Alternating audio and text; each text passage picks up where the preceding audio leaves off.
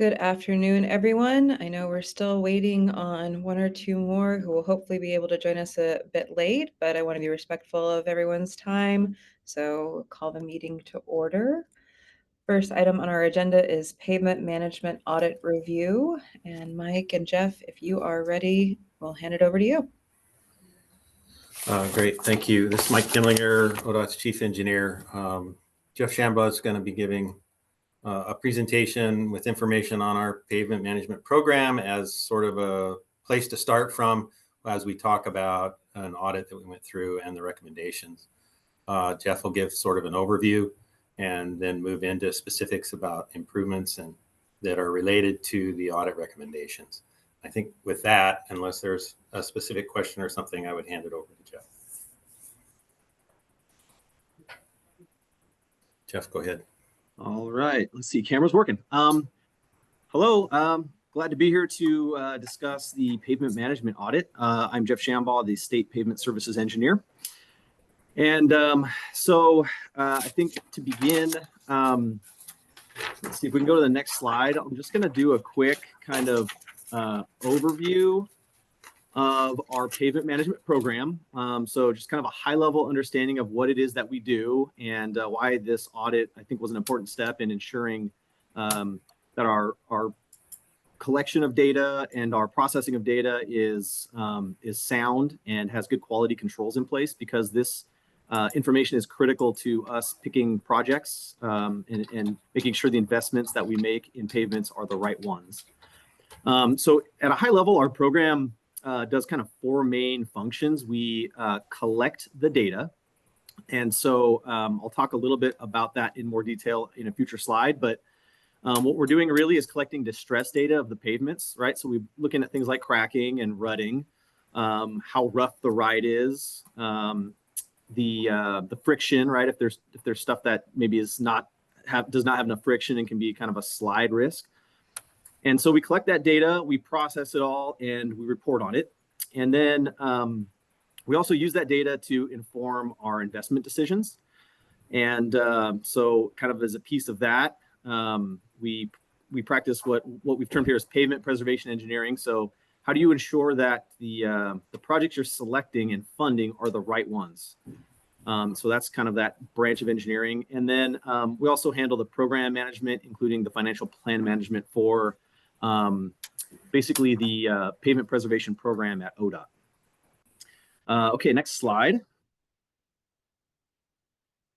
So this is a little quick snapshot of how it is that we collect this pavement condition data. In general, what we're doing is we're collecting distress data on over a 10th mile section of road.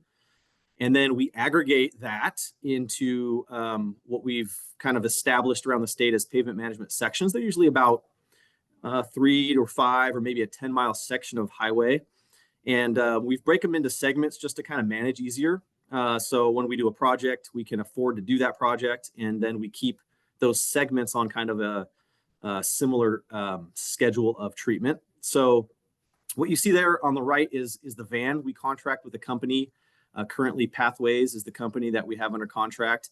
And these fancy vans run around the state, and they've got lasers and high-definition cameras and all kinds of fun sensors. And they're scanning, constantly scanning the pavement surface as they go. And then that bottom image there is kind of side by side of what we see from this data. We can see kind of like a camera view of what the road looks like. And then to the right of that are kind of the surface images. And then this consultant will go through this data and then draw boxes around the distresses they see. So you'll see boxes there. Those are highlighting the cracking, the patching, different types of cracking. So sometimes they're going transverse, sometimes they're going longitudinal. So that's capturing all that data. And we use that to calculate the overall score of the pavement basically on a scale of 1 to 100. 100 being perfect brand new road and 0 being, we don't have any of those, but it would probably be like a gravel road. And so most of our system is collected with those vans. It's an incredibly expensive exercise. So we don't have the budget to currently collect the entire state network with it. So there's about 20% of the state network that we that are lower volume roads, and we do a more visual inspection of the pavement, and that's handled by my staff. So a little bit different. Instead of fancy lasers and cameras, we're just using our eyes, and it's the way we used to do it before the technology came out. So we kind of continue that process on some of those low volume roads. Okay, next slide. And do you do that annually or every other year? It is every other year for the entire system, and the interstate we actually have on an annual schedule. So the interstates are collected every year, and then the rest of the network is every other year. So what do we do with all this data? Really, kind of as I mentioned at the beginning, this information is critical for us to select the right projects. And in addition to that, the second bullet there mentions that this is reported to federal highways. That is absolutely mandatory. So this is kind of a mandatory report out of pavement conditions that every state has to do. So we comply with that.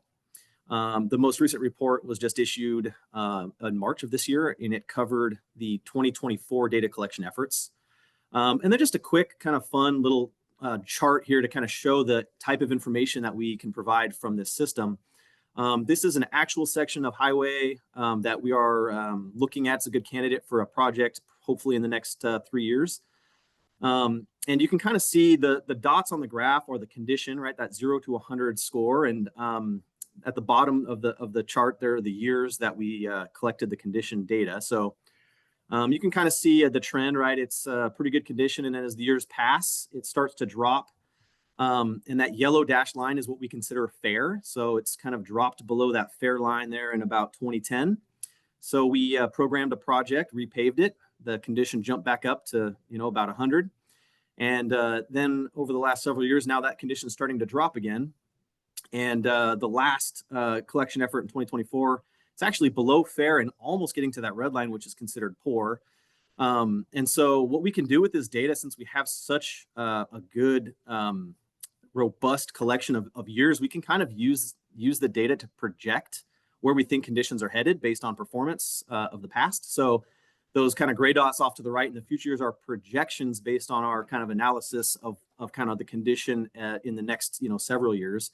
So hence why this is a candidate project, right? We're getting to almost poor. It's time to kind of repave that project or that section and hopefully get that condition back up to good.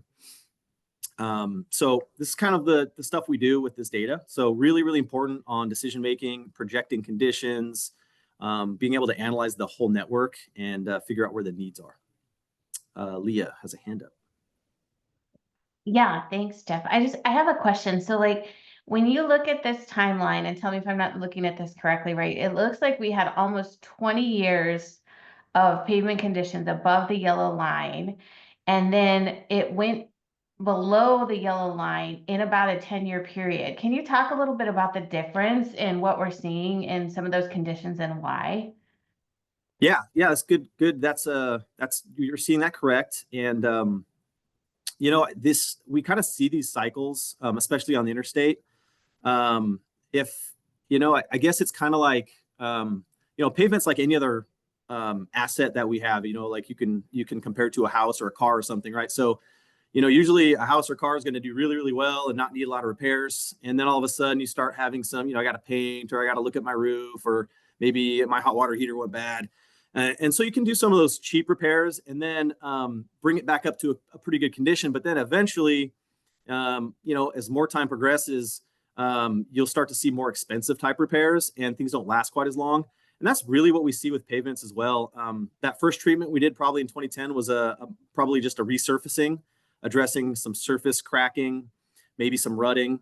But deep down below those layers, there's also damage happening, right? We don't see it at the surface. And so as more traffic and time can kind of deteriorate away at our pavement, it just doesn't last as long, and the repairs become a little bit more robust and expensive. So as we've started to look at this project as a potential project in the next 3 years, we're thinking it's not going to be probably a simple resurfacing this time. It's probably going to have to be a deeper rehabilitation to address some of those underlying layers. Okay. Next slide's just a quick snapshot of some charts that we pulled out of the last condition report, just to kind of show some other important information that we can pull out of this system. The chart on the left is just looking at the percent of our network that's in good, fair, and poor condition. And then we've charted our legislative KPM, our key performance measure, around percent of the system that is fair or better. So that is an 85%. That's the target. And historically, if you look at the graph, we've hit that. And the thing you'll kind of see that kind of scares us in pavement world is, although we are hitting the measure, you'll notice that green bar, which is our good pavement, has really taken a hit, right? It's starting to get less and less and less. So while yes, we are meeting the measure, right? The amount of good is going down, and we're replacing that with fair. And so we're getting to a point in the system where it's going to be a lot of deferred type stuff that's going to catch up to us. And that's why if you look at that forecasted chart, we're kind of thinking we're actually going to be below that KPM, probably somewhere in the next step, which we're currently in. So maybe even by the next data collection in 2026, we might find that we have kind of fallen below that. And that's just because our funding levels are lower than they've been, and our buying power for our funding is obviously much less than it used to be. So we're kind of fighting that. And then another chart on the right, just to kind of show we can take a look at regional distribution of pavement conditions. And, interesting, maybe not so interesting, but Region 5 obviously looks really, really good. And it's probably because we have less traffic, less freight, lower volume routes out there that are easier to maintain. And then our conditions in the valley tend to be a little bit worse. So this just kind of helps inform our project selection and where the needs are. Okay. Any questions so far? We can go to the next slide, which really hits on the audit findings. And let's see. So yeah, our audit was the first audit we've ever had for our pavement management system. And it started in 2021, and it basically evaluated the data from the 2018 report because it was at the time the most current. And so they really kind of dug into our data collection efforts, our quality control around that, and then how we kind of manage the databases, and if changes need to be made, how we kind of document that. So those were some of the things that were found in the audit. Some really good conclusions came out, and I would say generally we agreed with most of the audit findings, and had actually initiated work around several of them already. And so we were able to kind of focus in on some of these recommendations and make changes to improve the not only the data collection processes, but also maintaining the integrity of the data long term. Paula. This just for clarity, I assume all of these reviews of conditions are for both asphalt and PCC pavements? Do you distinguish or differentiate the way you do that? Yeah, we collect data on both. There is when we calculate the that score from 0 to 100. There are different kind of indices for asphalt versus concrete, just because they have different failure mechanisms. So, concrete doesn't crack in the same way as asphalt. And so, yeah, there's just different scoring, but the data is collected on all. And we try to, we use nationally accepted processes to kind of, make sure that those are comparable, right? So you can compare the condition of asphalt and concrete and make sense of it. So then my real question is around the audit conclusions. And can you talk just for a second about what was found that was deficient or problematic in quality control and contracting for, each of those that you say you've corrected? Okay. We'll get into those. I think I got a slide for each. So okay. kind of I'm ahead of you. go through they had five major findings in. So yeah, I think we'll just kind of go through each of those. Okay. Yeah, next slide, I believe, is going to be recommendation number 1. This is these are the 5 I mentioned. There was 5 key things that they had recommended, and so these are the 5 things that they had recommended we look at improving. And so you can kind of look through these, but I do have a slide on each of these, so I think we can maybe skip this one and just kind of go through each one in more specifics. So yeah, recommendation 1, improve method of storing and editing data. And so really what this one was getting at was we have historically used and still use to this day access databases and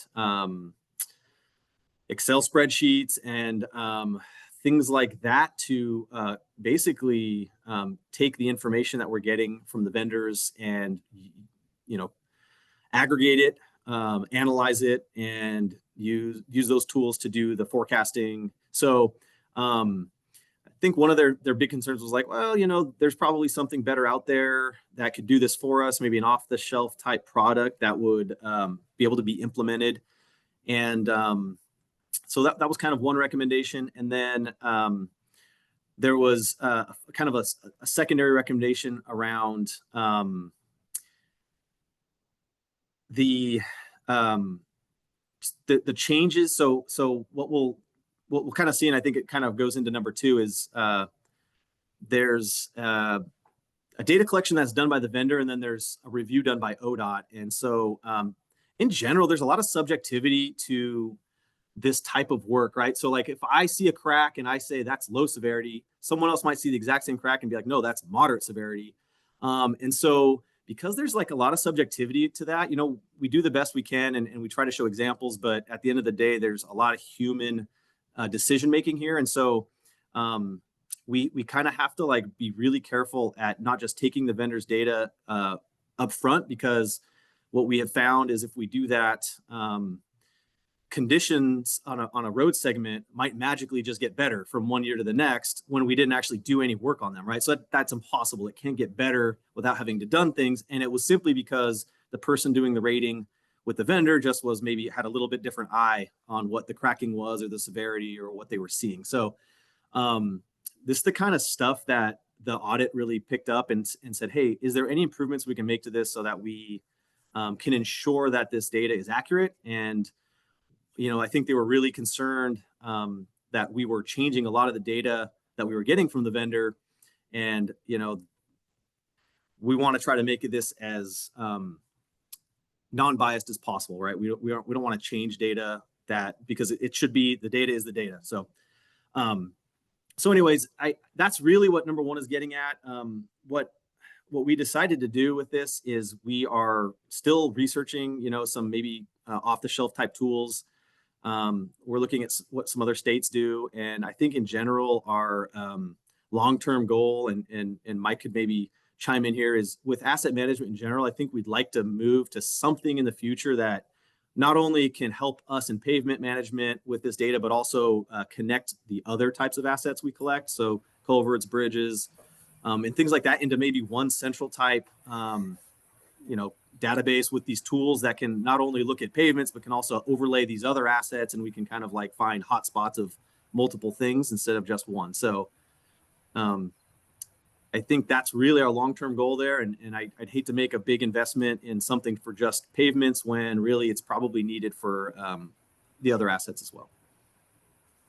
Yeah, I'll echo that and include in that what we're seeing in the evolution of the way we can collect and store and access data gives us more flexibility, even to reach back into legacy systems and take the data that's there and reapply it into a different format. So those are things we're looking at as we change the way we deliver for the agency in general. And can I assume you're folding all this into your agency's asset management plan? Yes. Okay. We've got the part of the asset management plan that is sort of linked really closely to the assets themselves. So the pavement program, the bridge program, and that sort of thing. But I've got got an intention to have an overarching asset management program that helps to pull all of those pieces together. We've had a vision for 30 years of having a virtual corridor and having to be able to go say, hey, if I want to look at this half a mile right here, what's everything there and what's its condition? Yeah. I won't promise we can get there this year, but that's the place we're headed. Yeah. Good. So yeah, so we made a lot of changes here, and one other thing I'll highlight. This was brought up in the audit specifically is sometimes we decide we want to slightly change the way distresses are, like the weighting of that distress in the overall calculation of the pavement condition, right? So just recently we realized, what if we went and sealed all the cracks? Should that not maybe make the score slightly better because they're not open cracks and the water's not getting in the road? And we'd never done anything with that. So we had to kind of, reassess the queries and the calculations and say, all right, well, what is the weighting then if we seal cracks? And so we made those changes, but I think the audit was like, hey, who's like reviewing it and approving it? And are you making sure that's not like, messing up everything you've done in the past? So we've created some robust processes around that as well. If we need to make changes to that type of thing, there's now a process in place and review. And honestly, it was a really good change, and it really ensures that we can't make changes without some approval and some documentation, and strengthens kind of that data for the long run. So I think that was kind of it for number one. We want to go to the next slide and talk about finding number two. This is increased transparency regarding how and why data are changed. So this really gets back to what I mentioned with changing data that we got from the vendor. And so what we've done since this audit is really worked closely with the consultants, and we've basically done some more calibration with them. So trying to give really good examples of the severity of cracking. Another one we see all the time is they'll say something's a patch, but maybe it was really just a big pave job. It was like, so patching would really hit the condition, but if you paved it, it would actually make it better. So we've worked really closely with vendors to try to like catch those things before they submit to us, so that we don't have to go in there after the fact and change them. And so kind of that second to last bullet there was encouraging, because this last data collection effort, we went from a 14% change in data from the vendors the prior cycle to only 0.36% change. So it seemed like the changes we made and working closely with the vendor to make sure we were calibrated led to us hardly having to change much of anything after getting the data from them, the actual raw data. And then in addition to that, we created a field in the database that just shows anytime we did make a change and why. So anyone could look back and say, oh, you changed 0.36%. What did you change and why? And so now there's kind of a field in the database to kind of document that. So tighter controls around changing of data and why. So I think really good progress there. We can move on to recommendation 3. So this is kind of like piggybacks the last one. This is strengthening procedures to address control deficiencies. So I mentioned the vehicle calibration and calibrating with the vendor themselves. And one of the biggest things that was really, I think, brought out in the audit in this specific recommendation was more around the windshield radar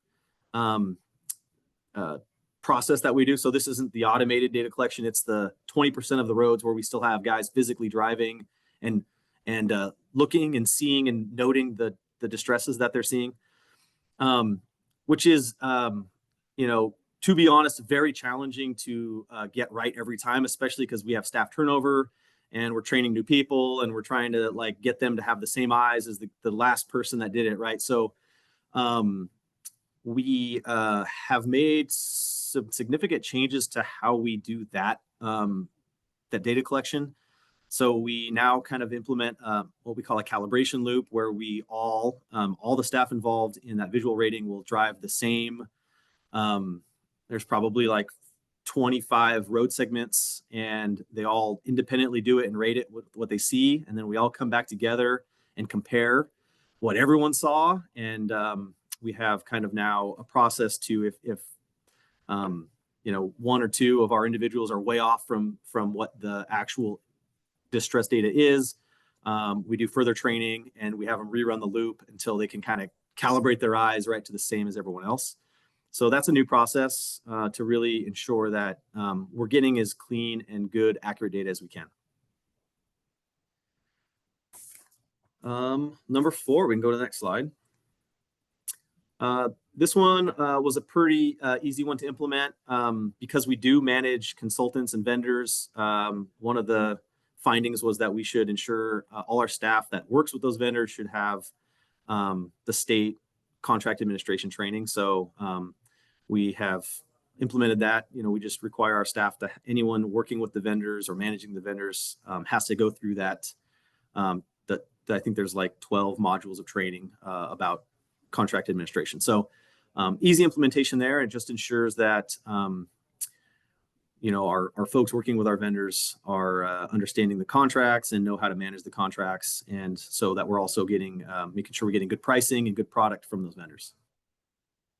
Had there been a lot of change orders or some issue that popped up that indicated they weren't being well managed? No, we didn't have really any change orders, but I think in general there was possibly, if I remember correctly, even some legislation that all state employees that work on contracts have to have this training. So it was a newer thing, and we had not caught up to it yet, apparently. So we do now.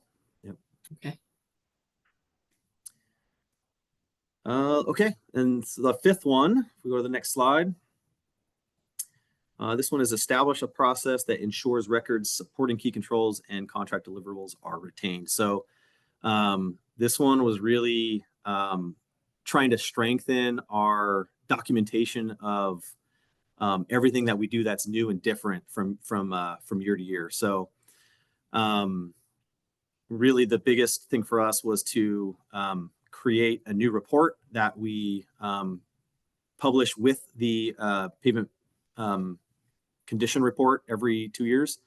And that report, it's not necessarily attached to the condition report, but we have it here internally. It's a control report. So it summarizes everything that we did and any changes made. And so it's just a way to be able to, go back and say, hey, things seem different now than they were. What happened? We can pull that control report up and see everything that was done and changed. Historically, that was not necessarily done. I think we had a lot of it probably documented in emails or notes, but now it's an official report that we review and publish here internally. So that was, I believe, the last recommendation that came out of the audit. If you want to go to the next slide, I think just to kind of close out the process, it was long, it started in 2021. Finally, this year, earlier, we kind of closed the loop on the audit, and I think everything was adequately addressed. And so we were able to kind of close out all the recommendations. And then I just have a couple slides on, I think, the long-term benefits that we have seen or will, I think, see in the future from implementing these recommendations. So if you want to go to the next slide. I think the long-term benefits for us is we can have just greater control of this data. Like I said at the beginning, it's critical data to decision-making and especially like funding decisions and where projects happen. So anything we can do to improve the quality of that data and make sure that it's being managed properly is a step in the right direction. So we think we have better QA processes, more checklists, we're reporting everything's kind of transparent. And so we think this will really lead to better long-term calculations, long-term projections. We can kind of use this information to have a lot more confidence in it. We've updated all of our data collection manuals. So all this information is now there. So if anyone, we occasionally see vendor turnover. So we're not guaranteed to have the same vendor every year. So if, you know, in the future we get a new vendor, we feel like we should have a seamless transition since we've updated these manuals and these processes. So we're hopeful that that would be the case. And I think I got one more slide. And at the end of the day, right, this leads to just better decision making and improved road section forecasts and better performance management. So the hope is that with better data, we'll be better informed and we'll be able to you know, utilize these resources in the best, most efficient way.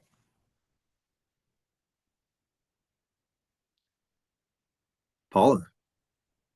What's your programming philosophy year over year? Do you use your performance-based data then to schedule and program projects regardless of which region they're in, or do you do some kind of a regional allocation? I noticed the eastern part of the state is in much better condition. You have more work to do on the west.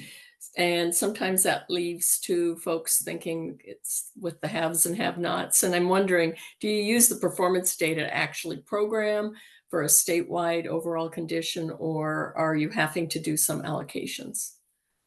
Well, that's a timely question. I think what's been done historically and what's going to be done in the future is probably slightly different, right? We're kind of in the middle at ODOT of a transition from one way of doing business to kind of a new way of doing business.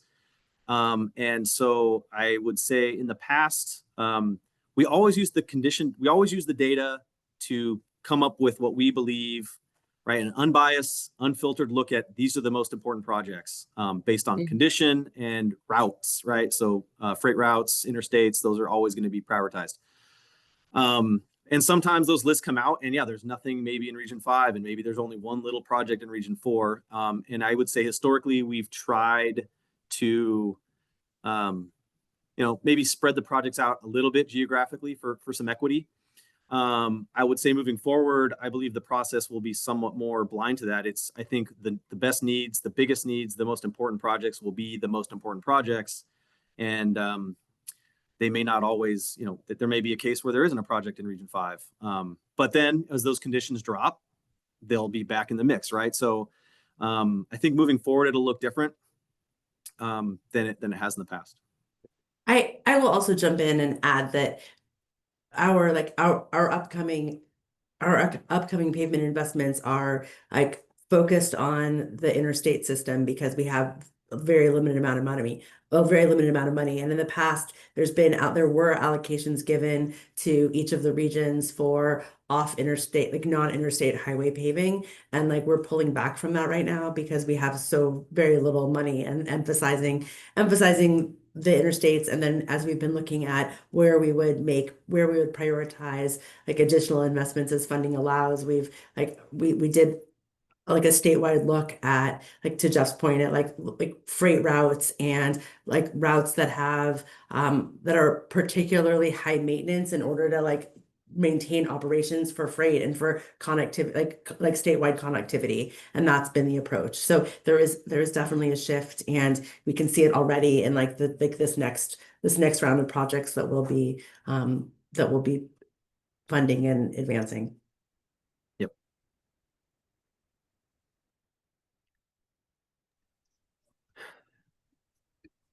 Well, Ted, I So see you're that's able to join us. Did you have any questions?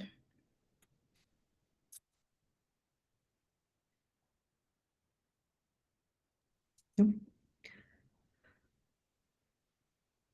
Did I cut you off, Jeff? I apologize. I didn't mean no, to. that was it. I mean, bet you weren't going to learn that much about, you know, pavements around Oregon, but hopefully it was somewhat informative. And there's definitely a lot of information that goes into the selection of these projects. And, you know, I think this audit was, in my opinion, a really good step forward to ensure that, you know, we're doing it right. So.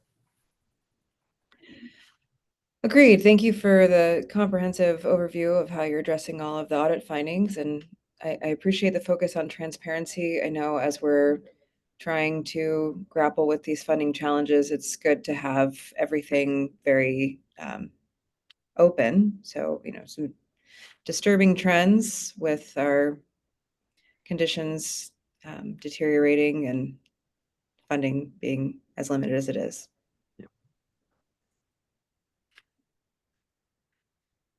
Any other questions or comments about the pavement management audit review? Otherwise, we can move on to our next topic. That's DMV Real ID and customer service. All right, thanks very much. Thank you, Jeff. Thank you, Mike. Thank you. Hi, good afternoon. My name is Amy Joyce, and I'm the administrator of the DMV here at the Department of Transportation. And with me is Dave McKay. Dave, do you want to introduce yourself? Sure, yeah. Dave McKay, I'm the manager of the field services group at DMV, so all of our field offices around the state. So we were asked to present today regarding the very timely information about the Real ID enforcement date that has come and is now in full force and effect. So we're going to talk about that and some of the things that we did to try to help Oregonians be informed and to be able to get a Real ID if they wanted one. And then we'll spend just a little bit of time at a more higher level about sort of customer service in general at DMV right now. So we'll go to our first slide. So for those of you who haven't been living and breathing Real ID for the last 20 years, like DMV has, I'll give you just some quick basics about what Real ID is and sort of how we've gotten from there to here. So the federal act was passed in 2005. It's set standards for state DMV type credentials to be acceptable for certain federal purposes.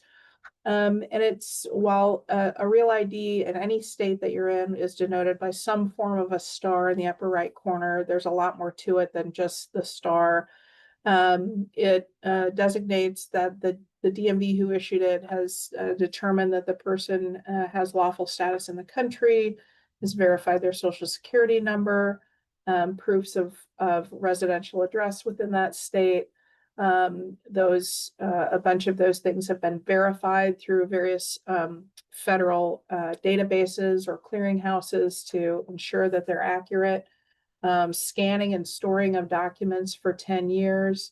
And also that staff, whether employees of an agency or their contracted vendors, have gone through a sort of next level criminal background check for safety. And then of course the sort of the security features of the plastic card itself. So that's what a Real ID is. Next. So some starts and stops along the way. So Real ID today in Oregon is an option, but to get there, we went through a number of different things with the Oregon legislature. So in 2007, ODOT DMV presented a legislative concept to the legislature to say, here's how we could become compliant to begin issuing Real IDs. That idea was rejected. And in 2009, the Oregon legislature passed a law that said ODOT and DMV shall not spend any money becoming Real ID compliant.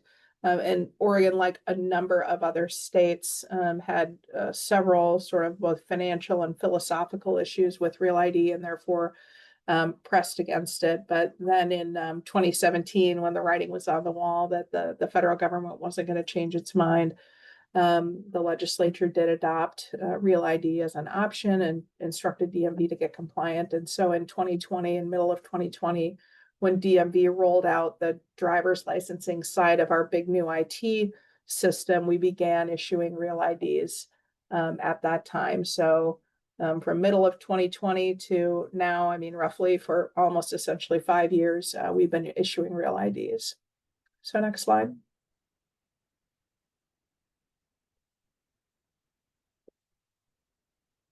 So the current state, sort of nationally, all states and territories are issuing Real IDs. In some states and territories, that's mandatory. That's all they issue. And in others, like Oregon, it's an option. You can choose the Real ID or not.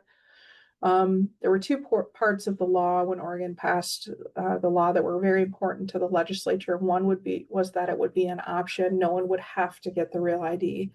And then that it be self-funding. So when somebody gets a Real ID, we charge an extra fee so that the entire program from the initial startup to ongoing resources and issuance are all covered by that fee. And then just very recently, within the last, 2 months, the federal government came and reviewed our processes, visited field offices, visited headquarters, and recertified that we are good to continue issuing real IDs, that we're doing it the right way. So enforcement did begin on May 7th at airports. So something to know, you might think, 2005 until now, it's been, 20 years since the law passed, but there were a lot of starts and stops at the federal level. For a couple of years now, actually, it has been enforced at places like nuclear facilities and highly secure federal buildings. You've had to have a real ID or some similar form of identification, but it just started at TSA. So for domestic commercial flights, you have to show an identification that meets the act. Now, that might be a real ID, license or ID card from a DMV. It might be a passport. It might be any number of different types of credentials, but real ID being probably the most common. U.S. Department of Homeland Security had passed a regulation, I think it was late last year or even early this year, saying that there might be some sort of phased enforcement at TSA if they elected to do so. But they did not. Sort of right before that enforcement date, they came out and said, no, we're going to, fully enforce. And if somebody shows up without an ID that they need, we're going to, kind of send them off for an extra level of security. And there were a lot of concerns, including by myself and many others in the world of DMVs across the country, that there would be a huge sort of gum ups at commercial airports, but we're really not seeing any of that. And so TSA, I think, is working very hard to get people through quickly, even if you don't show up with the right kind of ID. So next, just some data points for what Oregon has been doing. So we've got, oh, I'm sorry, I'm on the wrong slide. Right, so this is the enforcement piece. Oh, yeah, sorry. Sorry, Amy, I didn't really realize to confuse you. My fault. Yeah, no, my fault. So basically, right, if you're 18 or over, you have to show some form of ID that the TSA is going to accept. So a passport card, a real ID, a military ID, any of Oregon's 9 federally recognized tribes. That's true for all the federally recognized tribes around the country. Their ID cards work to get you through at TSA. And again, no phased enforcement happening. Okay, so next. Perfect. Okay. So just some data points, right? And so the 5 years we've been issuing real IDs, we're now to the point where roughly 38% of Oregonians who have a DMV credential have the real ID version.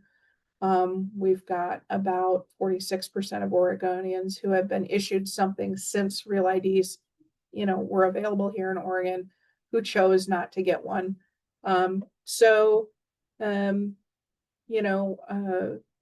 I guess that is what it is, right? So we've got a lot of people who don't have real IDs, but certainly something like 51% of Oregonians, the feds tell us, have a passport, although many people have both a passport and a real ID. Commissioner Chapman?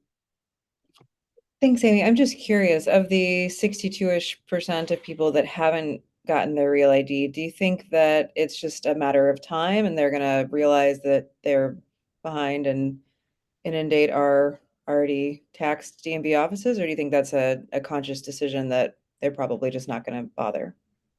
So I think there are 2 parts to that question. We'll get here in a minute. Dave's going to talk about the real huge crush of customers that we've been seeing since around February. And I think for those folks, that's where we are. But I think there really is, a set of people who, for one reason or another, are consciously choosing not to get one. So maybe they're choosing not to get one now because they don't have to renew for another 5 years. And so they'll do it then if they feel like it. Some people are not interested because of people have privacy concerns. People have concerns of they don't want to pay the additional fee. They already have a passport or another document. I will tell you, one of the things that we hear a lot in social media, for example, is that, oh, this is just a money grab by ODOT. And what we've really tried to focus on in our media and our messaging is this is a choice. And we're not telling you to get one. We're saying, get informed, get prepared, and take some kind of action. And maybe that action is just make sure your passport is updated. I consciously for myself, when I renewed mine last year, I did it online, and didn't get a real ID because I have a passport. I have a passport card. I don't need it. Just sort of demonstrating that we're not telling you to get a real ID. We're telling you to know about what's happening and what the consequences are and what you'll need to fly. So, but there are a lot of different reasons. And I think even years from now, I think we'll have a healthy proportion of people who do not get a real ID. And of course, people who are not legally present are not able to get a real ID. So there's that factor as well. Although their immigration documents or foreign passports, foreign passport can work to get them on a plane. Okay. Next slide, please. So I want to extend, I try to always acknowledge and appreciate both ODOT leadership who put forward, and then the legislature in 2024 who provided additional resources to DMV so that we could help our customers. So 26 limited duration staff that all they work on all day long is real IDs. Got us some new equipment. We have to scan all these documents, which we don't do for non-real ID transactions, and store this information for 10 years. Our scanners were getting pretty tired and weren't doing the job very well. And we knew we were going to have this crush of customers. So we got some new scanners, and then a large communications campaign for which we hired a professional firm to help us really get the message out to ensure that Oregonians knew what they needed for when this enforcement day came. So that's been really successful, and we're truly appreciative of that. So next slide. And Dave, I think this is over to you. Yeah, I'll jump in. Thanks, Amy. Yeah, so as Amy mentioned, on that previous slide, we had a paid campaign, but that didn't really start until just very recently, and I'll talk a little bit about that in the next slide. But really, our outreach efforts go back several years. We didn't have a big budget or much of budget at all to do anything major. So we really focused on doing whatever we could with whatever we had. So there's a list of things here. I won't go through all of them, but we had banners that would pop up on our website. We have a lot of mailings that we do. We send out renewal notices pretty much every day all over the state, and on every one of those, on the envelope, there was information about real ID. On the notice itself, there's information about real ID. And like Amy said, the goal was not to force people to get a real ID, but just educate them and try to bring that awareness out there.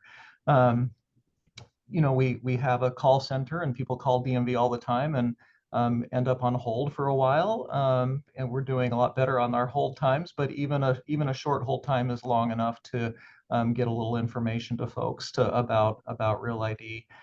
Social media campaigns, and then it's not on this list, but I'll mention too that one of our most productive ways to get the word out is we have hundreds of agents all over the state every day in field offices who are having one-on-one conversations with customers who come in to get their license, to get their ID. And they've been trained, and they've done a great job in informing and educating that person right in front of them on the benefits and what of getting it versus what maybe they have a passport they could use. So we've been really, really proud of them and their efforts as well. I thought I saw a question, but I'm not sure. No. All right. Next slide. So on Amy's last slide, it mentioned a paid campaign. And so, in the last short session in 2024, we were given $1 million to promote Real ID. It came at a very good time because we knew that the deadline was not going to be extended again. We had been grateful for those previous extensions, but we knew this one wasn't going to change. And so we knew we were up against it. So our ODOT communications folks, we have a really sharp PIO who led the charge on this and coordinated with an outside resource, and for what I think was a very successful campaign. It started in December, just a few months ago, with billboards up and down the I-5 corridor. And we estimate that, that got 12 million impressions. I confess I had to really kind of research what the word impression meant. I think it just means, eyes on, right? 12 million views of that. And then also, a really robust social media campaign and audio streaming campaign. And that was done in both English and Spanish. We wanted to make sure we covered as much of the population as we could. And as of mid-April, you can see the numbers there, 21 million impressions, 118,000 conversions. Again, I had to research what a conversion was versus an impression, but I think that's a call to action. Somebody actually did something with that information. Maybe they downloaded a checklist or they set an appointment or something like that. So we've seen a real successful campaign there. And then, TSA funded a campaign as well, and we got a lot of good results without having to spend any of Oregon's money on that. So really, we knew that there was going to be a big rush. And we knew any kind of a campaign was going to increase that rush, but we also knew we needed to do it for the awareness and for our customers. Next slide. So I think the information on this slide has been shared already, so I won't reshare that, but I will talk about Santa Claus there for a second. So I mentioned we have a sharp PIO, and she arranged to have Santa Claus come to one of our DMV offices. I think he went to Beaverton specifically to get his real ID, and media was there. I think Amy, much to her chagrin, was dressed as an elf and standing alongside him. We saved her by not sharing the picture on this slide. But that kind of thing, I think that they played that, Santa Claus has a home in Christmas Valley, and therefore he was a resident of Oregon and was able to get his real ID. But those types of more organic, more kind of local type of outreach, I think was really successful and picked up a lot of awareness by our customers. Next slide. And then lots of printed materials, right? All over for the last several years, we've had, posters, we've had things hanging in our offices, things stuck to the windows, lots of materials to go into a partner toolkit that can go out to libraries and organizations. And we made sure to get those translated, not just into English and not just into Spanish, but 8 or 9 other languages as well, to try to reach as much of the demographics of Oregon as we could. Next slide. So Amy mentioned kind of the rush of folks. So starting back in January, we really started seeing the rush of people coming into the offices for Real ID, and that coincided not only with the deadline coming up, but also that campaign of awareness. So, and it was mentioned, we have 26 limited duration positions that were given to us to just work on Real ID alone. That's been very critical to any of our success along the way, is having those folks in our offices doing that work. So starting in January, we ramped up the appointments. You can see on that chart there between compared to 2025, we had a considerable increase in our appointments that we offered for Real ID. And then that last column there is issuances. So that's Real ID issuances per week. So a huge increase. And then we had a lot of walk-in customers, and that's where the crowds really come in. But in the last several weeks, we've seen 75% up to 75% of all credentials, whether it's a license being renewed or an original license or an ID, 75% were Real IDs, whereas about a year ago, it was more in the 40%, 50% range. And then you can see there by early April, we were reaching about 20,000 Real IDs that we were issuing in a week's time. That really hasn't slowed down. That's been about a weekly average up until just last week, where we dipped just below the 20,000 mark. And I anticipate we'll probably stay right around there for the upcoming future. We're not really sure how long this will last. Amy mentioned, years from now, people might still not have a Real ID. I think that's probably true, and we'll see kind of what this rush is and how long it lasts. We did, in early April, start opening select offices on Saturdays to try to give a few more options to customers. That's been dependent on the volunteers that we could get to fill those offices. So on any given day, Saturday, we might have had, I think our biggest day, we had 11 offices open throughout the state. This past weekend, we were down to 3. So it's, it depends on what we can get. But, it's made it possible to serve an extra, 1,000 to 1,500 customers a week on those Saturdays. So that's been good. Next slide. So customer impacts, this rush really has impacted our customers. 55,000 customers per week is about what we've been seeing until just this past week. That's the highest customer volumes I've ever seen.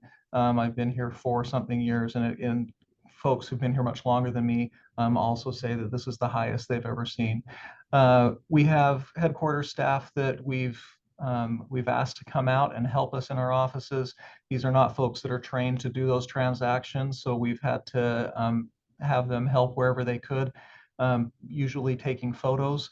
That's something that even I can do.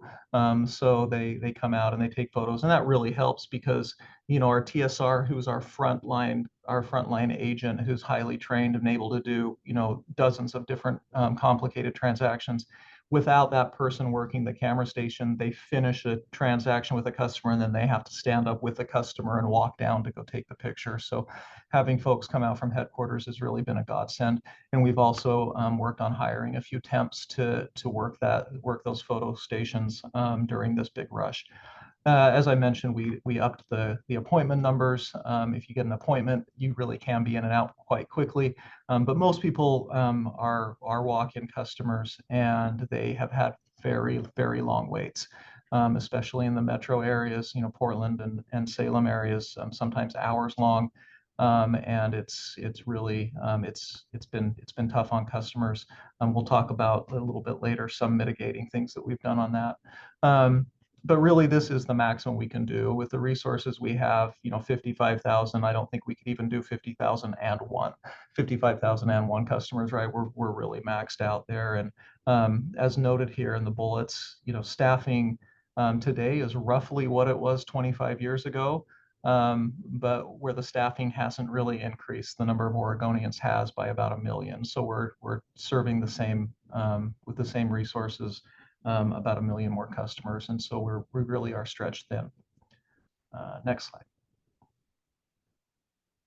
And I think this is back to Amy. Yeah.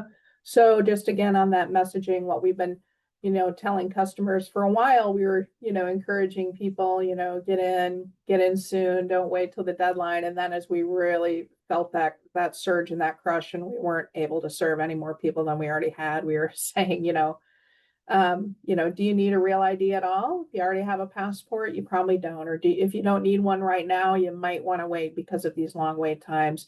And then encouraging people to go online, use the checklist, bring everything you have. So it's your one and done, and you can get out the door without having to come back. And then, sometimes encouraging people to remember that our staff who live in the 58, 59 communities around the state are your neighbors and friends. So please be patient. I do want to say this. I had real concerns when we knew the wait times were going to get very long about, people get frustrated coming to DMV anyway, and that we would see maybe some nastiness, frankly, in the field offices. And really, our customers by and large have been fantastic, understanding that it is what it is, and the wait times are what they are. So we've been really pleasantly surprised. And Dave, I think that's been the experience. So Yeah, that has been the experience, Amy. And we have problems with customers, and we've been given a reprieve of that. I think that people understand that we are really busy, and that it is what it is. yeah. So next slide. We're just going to pan out just for a minute or two on some broader customer service things that we're doing. So next slide. 3 of the bigger items that we've been working on, of course, self-serve kiosks. We've launched 10 of these units in Fred Meyer's not across the state, up and down the I-5 corridor, and then over in the Bend area. You can do a registration renewal in that, anytime Fred Meyer's open, you can do that. And we've seen steadily increasing growth there. We're going to add a couple more transactions here in July, I believe. And then once we hit certain volumes, then our vendor will expand to more locations. So this has been a super successful effort and really a benefit to our customers, which is what it's all about. The middle one, the knowledge test. So we've been doing this for, gosh, over a year and a half now, and it's really taken off. So mostly teens, but anyone else who has to take the knowledge test, most of them can now go online 24/7 from your couch, take that knowledge test. There's a lot of security features, so the ability to commit fraud or to cheat is really reduced. And this is live in several other states as well. We weren't on the bleeding edge of this one, but a huge benefit to the folks taking the test. And since most of them are teens, right, it's also a benefit to the parent or guardian who doesn't have to come with them or take them to the DMV. And we made a few small tweaks to to how folks can log in and really bumped up. I think we're now over 30% of knowledge tests are now being done online, which is a fantastic thing. And Dave, if you want to take the next one. Yeah, in October of 23, we implemented a lobby management queuing system, and this has been really successful as well. So a customer comes in, and before they would just pull a number, and then that number would get verbally called out by an agent when it was their time. With the new system, they can log in right there on a check-in kiosk. They can provide information like their telephone number, and I'll talk about that in a minute. But that it can then be routed via the type of transaction they're doing. So if they're there for a real ID and that office has a real ID line, like one of these limited duration real ID specialists, they can be routed directly to them. We have other offices where, sometimes we just have people just doing vehicle transactions, so they can be routed to them. So it's really helped organize that. But like I said, you can also put in your phone number, and this has helped in our really busier offices where there's a long wait. Customers have the option to put in their phone number, and then they'll receive a text message, shortly before it's their time to return and go to the counter. And that gives them the ability to, if they're facing a 2, 3, 4 hour wait, they can go and get a little shopping done. They can go, a lot of people, when the weather's nice, they're just go on a walk or go sit in their car or that kind of thing. And that's really helped kind of ease that wait. I've been surprised how many customers just prefer to sit in the office and wait, and sit in the lobby and wait. And so sometimes, you'll look around the lobby and there's a lot of movie watching going on and on cell phones in our lobbies. And I think, some people are just willing to sit down and make themselves comfortable for a while. But it's been a great feature. We're going to be introducing some new functionality to it here shortly in the next few months, where you'll be able to schedule an appointment directly on the check-in kiosk. So somebody arrives at the office, sees that there's a long wait, they can go to that kiosk and actually will be able to see if there's an appointment available for maybe later that day, later in the week, or if they have time, down the road. And so they'll be able to do that. That'll also give customers who don't have the ability or the accessibility to a computer, to a scheduling function outside of the office, to schedule an appointment. So that'll be good as well. So next slide. So our latest rollout, we had done a soft launch, I think, back in earlier in April, and we've just gone, fully live and promoting our online collision reporting. So, I mean, basically, if you get in a car accident or collision in Oregon at certain levels of severity, you have to report to DMV. And to date, it's been a paper process, a little clumsy, a little difficult. So this is an online system. It's a little, kind of like tax software. It's question and answer, allows you to, 24/7 fill out that crash report, providing your insurance information. And so it's a huge customer convenience. And I think the first week that we went beyond soft launch and we're really promoting it, it was like 48% of crash reports that were submitted were done online, which I just found mind blowing that quickly the uptake was there. And so this is not only a customer benefit, certainly it's going to make DMV more efficient. Before, we had people collating paper copies together for, your crash report, my crash report, and the law enforcement officers, pretty labor intensive. So there's that. But then also this is building for really improved crash data information, right? That the policy data and analysis division collates and puts in this huge database and then is used by ODOT, by local jurisdictions to make better safety decisions.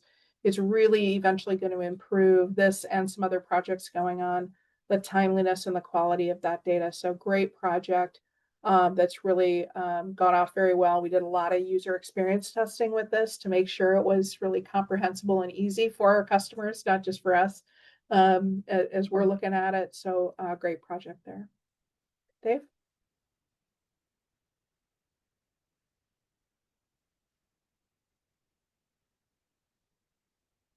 I think if we go to the next slide, and then I think Dave's up.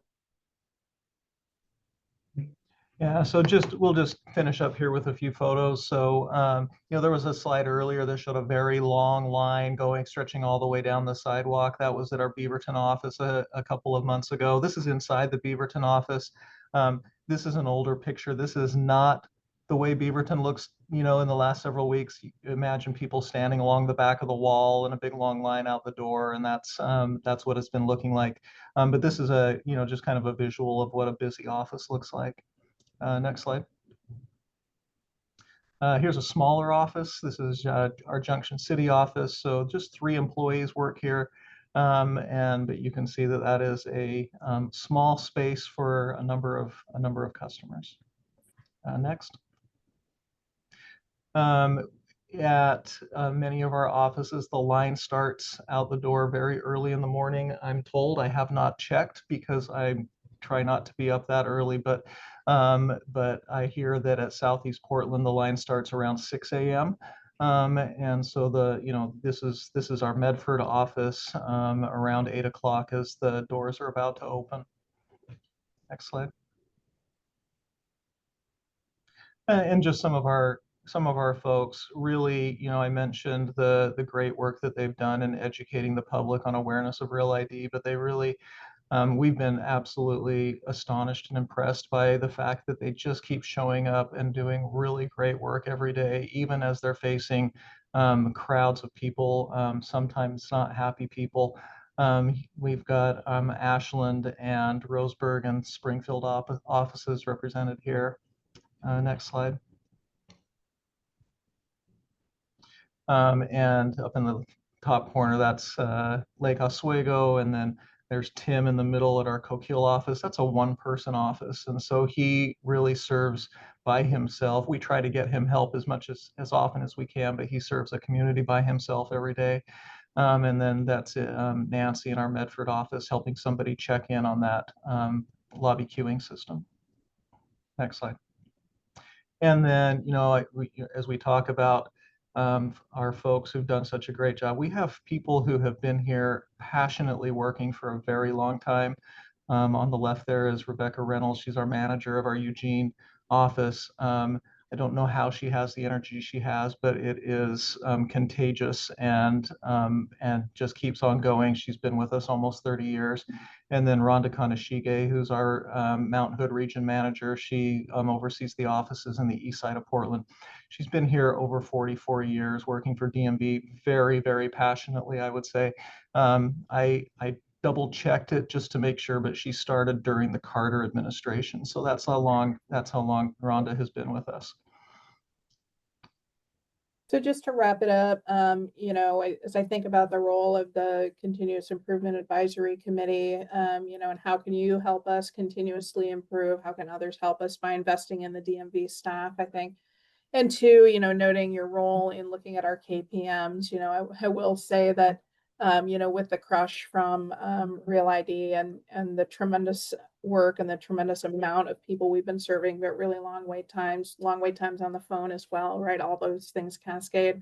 Our KPMs are probably going to be a little rough for a while, but really just can't say enough about our staff and the work that they do to serve Oregonians, which is why we exist. So that's what we have. Happy to take any questions. Yeah, Paula?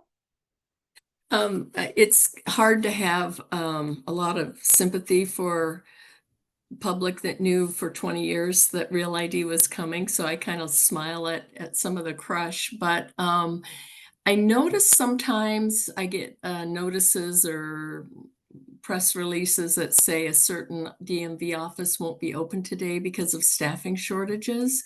What has that done to public feedback or blowback during this Real ID crush?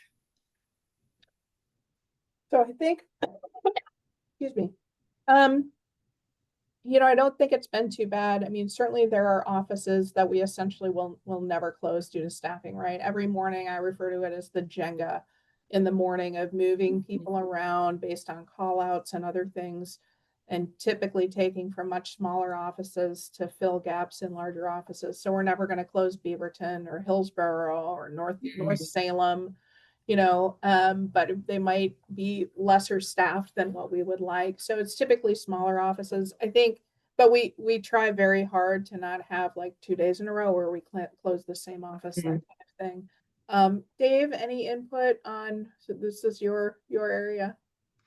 Yeah, I mean, as far as blowback from the, you know, the customers, you know, I mentioned we've had a little reprieve from customers being escalated. I think we've also had a little bit of a reprieve from our staff not being available, right? I think we've really seen our staff rise to the occasion and really be there for their coworkers and their fellow employees. And so, you know, people get sick, and we just don't have the staff to cover it when somebody is sick. But we've really been lucky in that we haven't had to close too many offices due to staffing during this rush, but it still has happened occasionally. And yeah, people are upset when, you know, I would be if I you know, has scheduled the day to go to DMV to get my Real ID, and I got there and they were closed and I had to drive another 15 or 20 minutes to another office or maybe farther, I would be upset. So yeah, there has been some disappointment for sure, but it hasn't been as bad as it could have been, I think.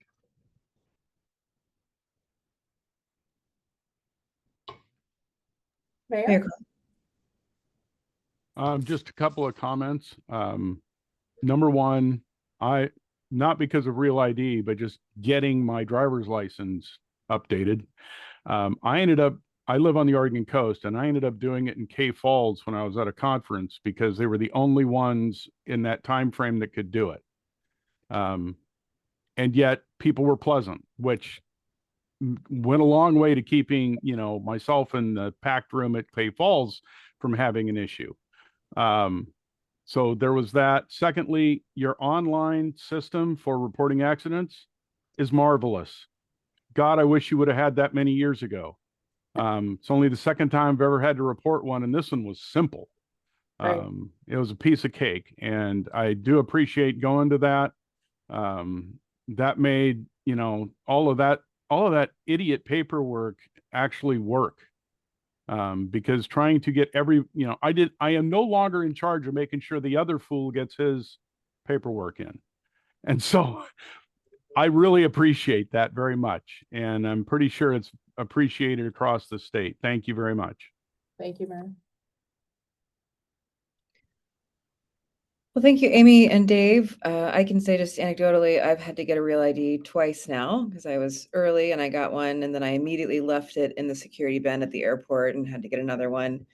But in both cases, I made an appointment online. I was in and out in 10 minutes. It arrived within a couple weeks. So it was incredibly efficient because I was able to schedule an appointment. So I'm wondering, just realizing that people are waiting hours and we do have staffing challenges, is there a way for people to schedule an appointment if they show up and they realize it's going to be several hours before they can be seen? So rather than just making them sit there and wait, is it possible to schedule an appointment at the office? Because I think some people may not realize that would be very helpful, or they may not have the ability to do that at home.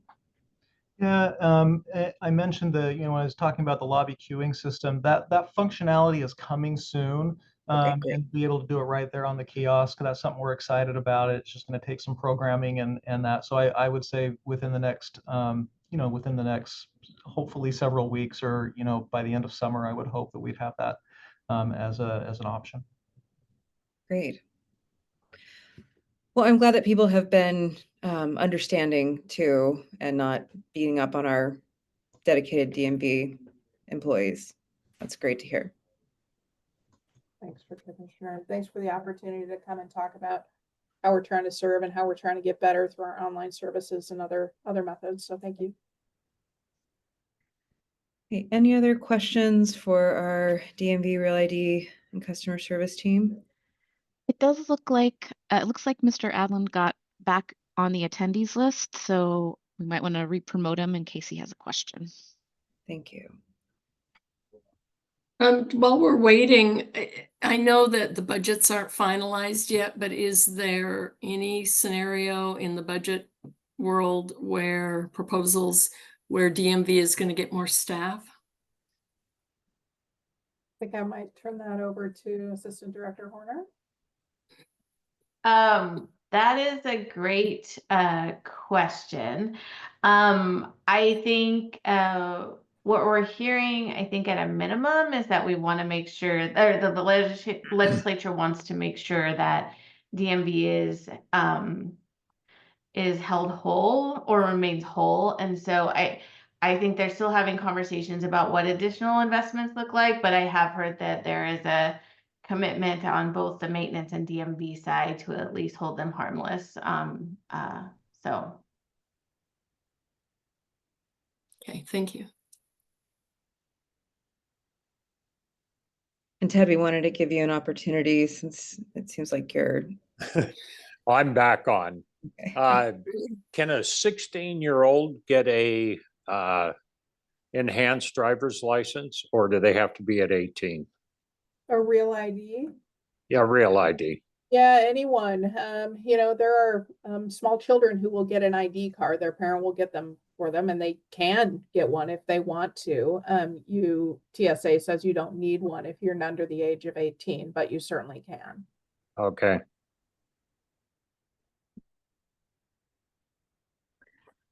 Okay, well, seeing no additional questions, Leah, would you like to recap? Yeah, thank you, Commissioner Chapman. I think that the biggest takeaway for me today was that as a career-long bureaucrat, I really appreciated the 1-2 punch of pavement conditions and then DMV Real ID update.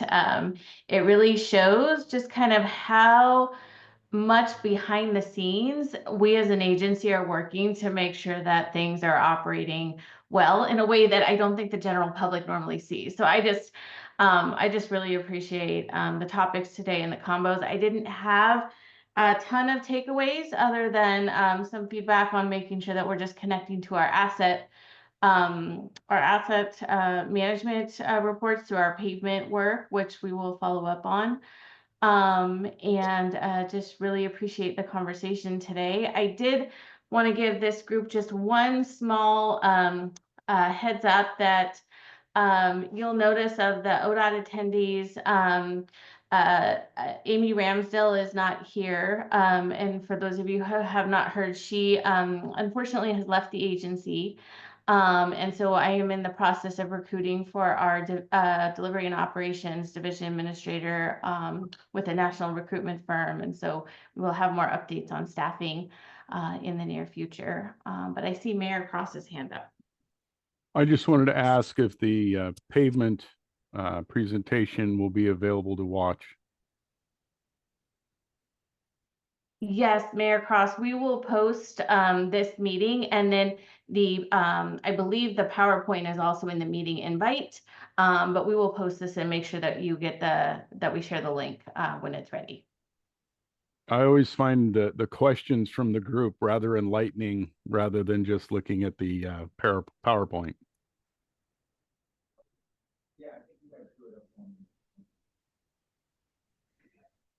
Okay, any other questions or comments from our committee members?